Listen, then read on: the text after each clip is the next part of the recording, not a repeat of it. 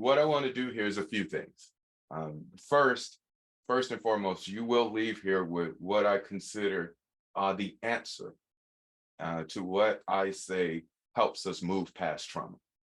That's the one question I'll talk about today in the riff part or in the lesson part of how do we move past trauma. And in that, I'm just going to tell you what I think about it. As a person who've experienced significant amounts of traumatic experiences, this is my learned experience and how I was able to see something new and fresh that allowed me to enjoy my life significantly more at this stage. And I'll go into some misconceptions that I had during that time, and then a few things that even to this day, I have to remember about my mental health and my well-being. So that part,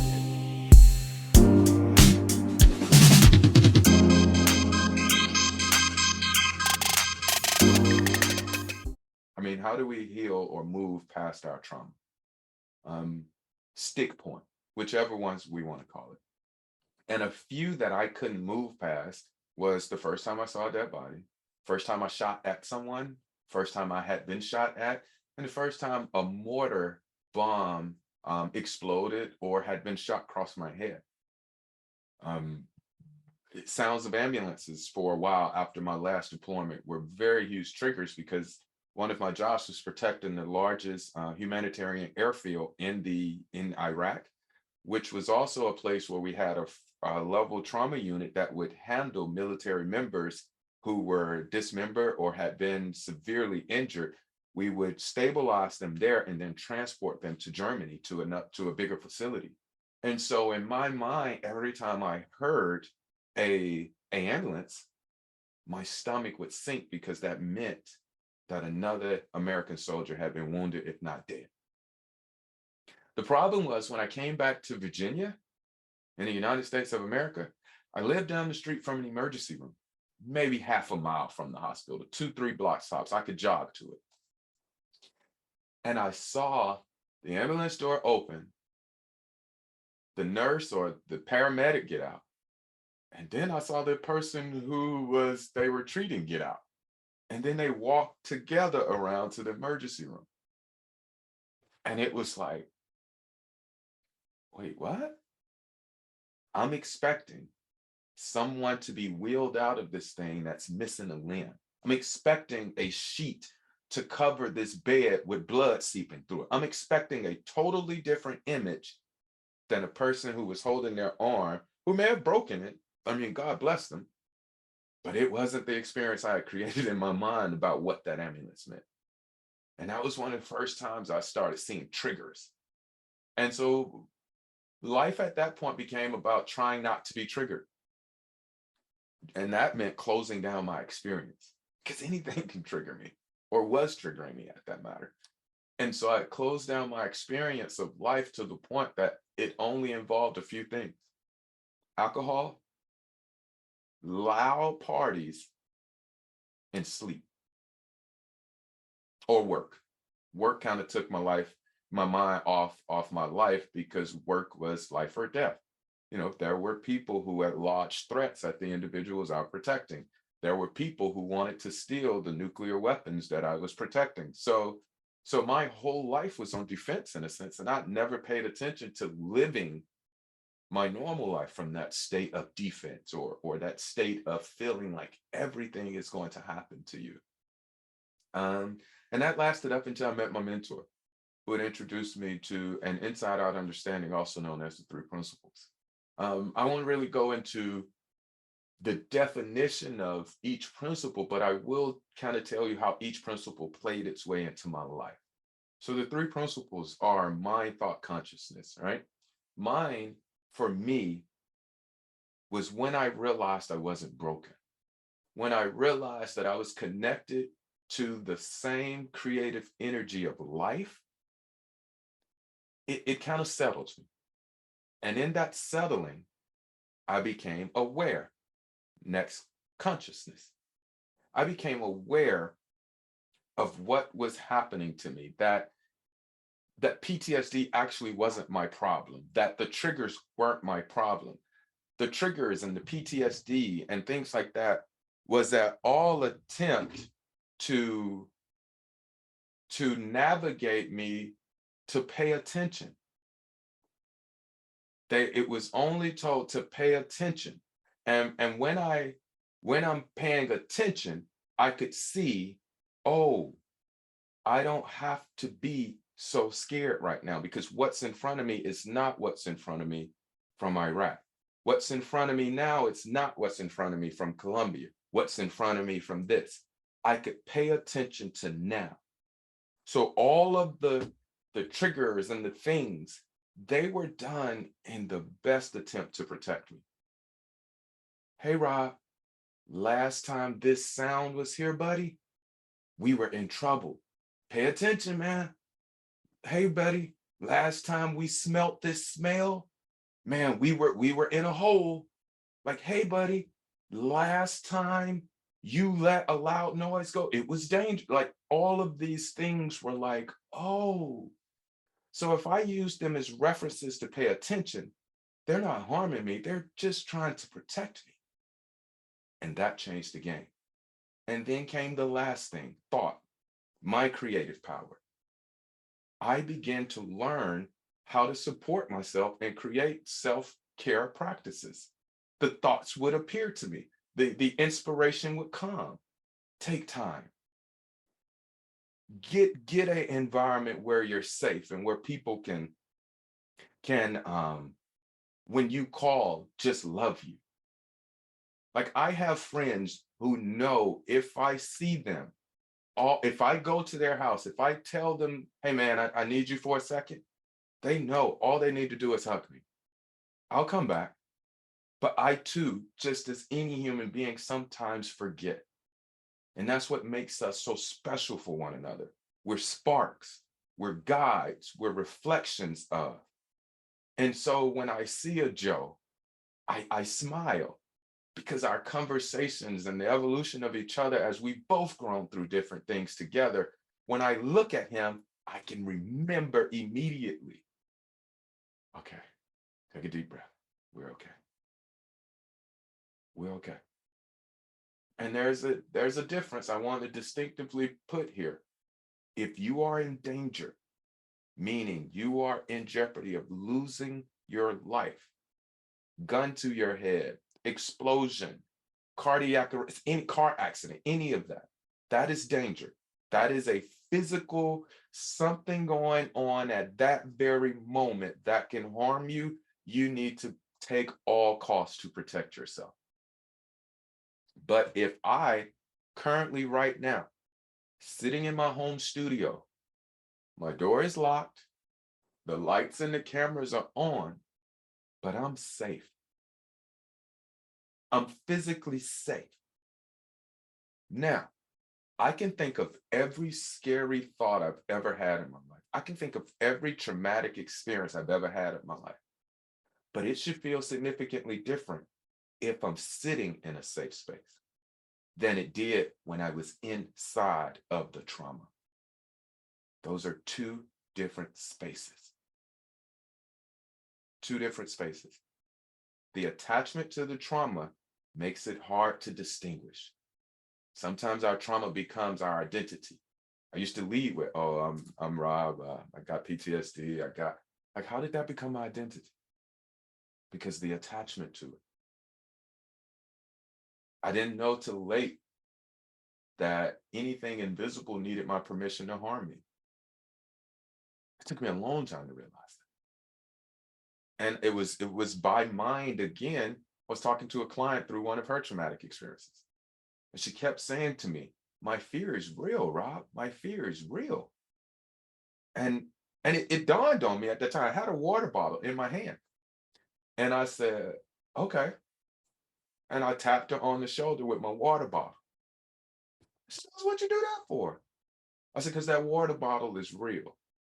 And she was like, okay, but you didn't have to hit me with it. So we laugh, we take a few more steps. And I said, but I want you to hit me back with your fear.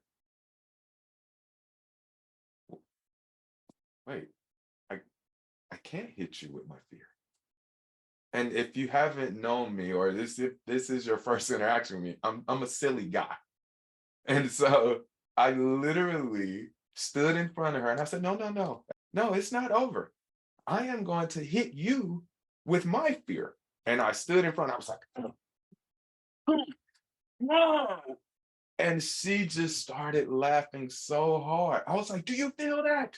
And that brings me to my misconceptions that I carried for the longest that just slowed me down from healing.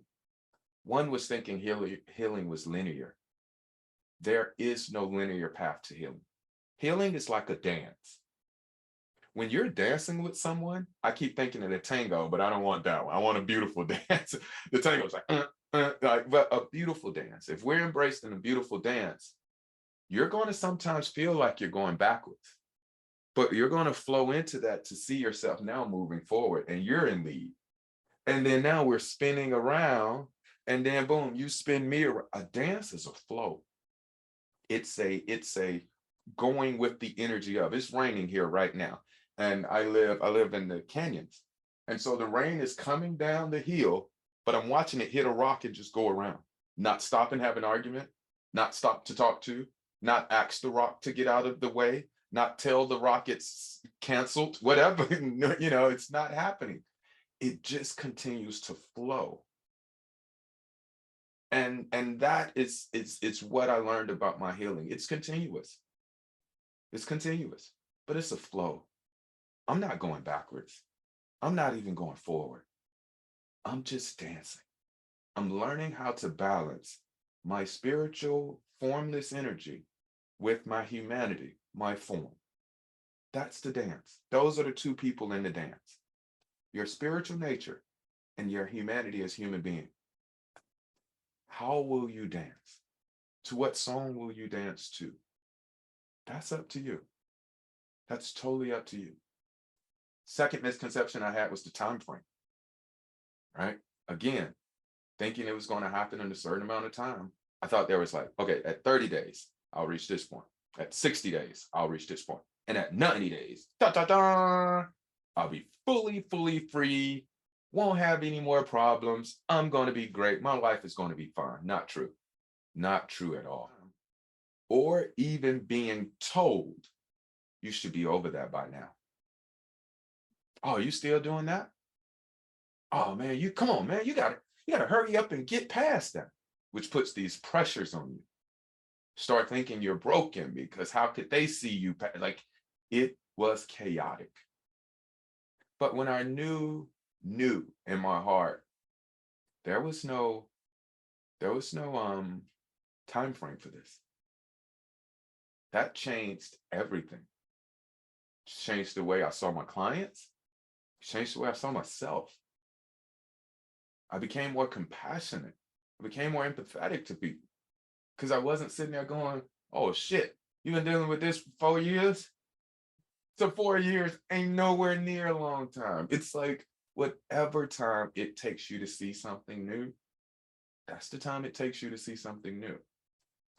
But again, another distinction I did learn is that in being told my time frames, I also learned that, well, since there are no time frames, that something invisible could change immediately. The only thing that really took time to change is things that are in form. So I go back. I don't have it with me, but the water bottle, I'll take my phone. Here's my phone. To get rid of my phone, it's going to take some time. I got to burn it, melt it. I got to do a whole bunch of things to this to turn this back to nothing because it's in form right now. But again, where do I put that fear and that trauma at? It's not in form. I don't have to burn it. I don't have to melt it down. I just have to let go of the attachment to it. I have to let go what I think it means about me. I have to let go of the I should have done something different or wouldn't have been exposed to this thinking. All of that. All of that. The only thing we're talking about when we say it takes time to heal is dropping the attachment to the traumatic experience because it is invisible. It's weightless. It's weightless. That's the only thing that gives it any any relevance to us. It's how tightly we hold on to it. And the last misconception I had was that once I heal, I was going to completely forget my past. And oh my God, am I so happy that was not true. Because it is my past experiences that allows me to help impact people's lives now. It is my past and remembering the truth about who I am now and the things that I've learned to see that help me help people. It's why we have these two programs now. It's why I have the podcast now. It's why I go into inner cities and in jails and communities and share this understanding. It's because I can remember my path. I can remember the suffering. I just now know it was optional. Last few things on what I want us to remember is remember to be kind to yourself. Remember that. As best you can, be kind to yourself. Stay in the dance.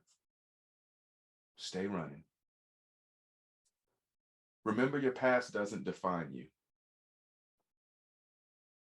All the things I've been through, all the things I've experienced, I'm the one who experienced them. They aren't me. And the last thing is that you are strong and you're far more resilient than you will probably ever give yourself credit for. Proof? Look back. Look at the times you've been counted out. Look at the times you thought you weren't going to make it. Look at the times when there was no possible way out. And then look at today. You made it. You made it. So I know for a fact there is life after trauma. And I know for a fact there is life after trauma for those supporting people in traumatic experiences. And this program and me and everybody who joins me, that's all we're going to be about.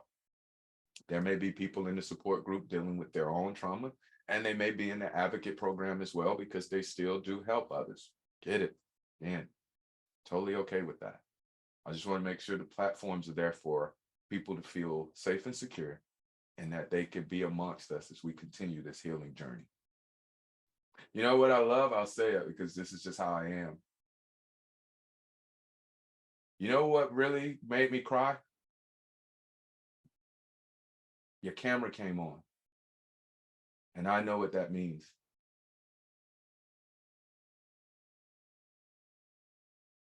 Yeah. To me, I know what that means. So thank you. Yeah. Thank you. You all have a wonderful day. All right. Bye bye.